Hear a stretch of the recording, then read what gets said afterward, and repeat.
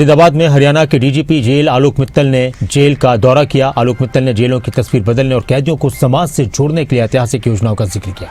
जेलों के अंदर कैदियों की बढ़ रही आत्महत्या की घटनाओं पर भी उन्होंने चिंता जताई।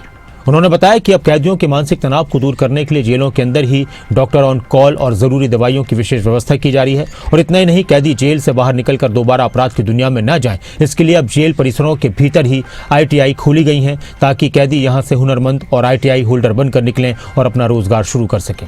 फरीदाबाद की तर्ज पर अब हरियाणा की अन्य जेलों में भी ओपन जेल का संचालन शुरू होने जा रहा है।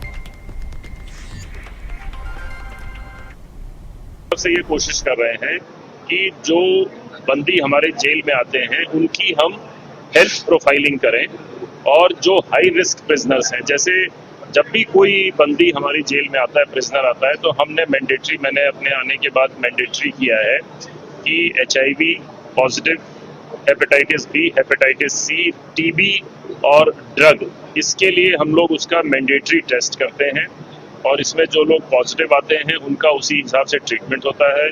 जैसे कुछ लोग डायबिटीज़ के हैं, कुछ लोगों को लीवर की प्रॉब्लम है, कुछ को हार्ट की प्रॉब्लम है, तो हम लोगों की जेल में जो मेडिकल ऑफिसर है उसको मैंने कहा है कि जो हेल्थ पॉइंट ऑफ व्यू से जो हाई रिस्क प्रिजनर्स हैं उनको आप रेगुलरली देखें।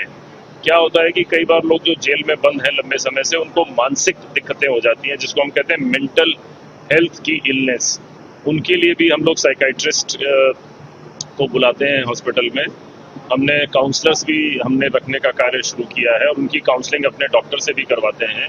तो ये एक चैलेंज है, ऐसा नहीं है कि सारी चीज़ों का सलूशन है, लेकिन जो हम लोग प्रयास कर रहे हैं उससे मैं ये बात पूरे दावे से कह सकता हूँ कि जो जेलों के अंदर डेथ्स होती हैं उसमें इस साल हम लोग ज़रूर कमी लेके आएंगे।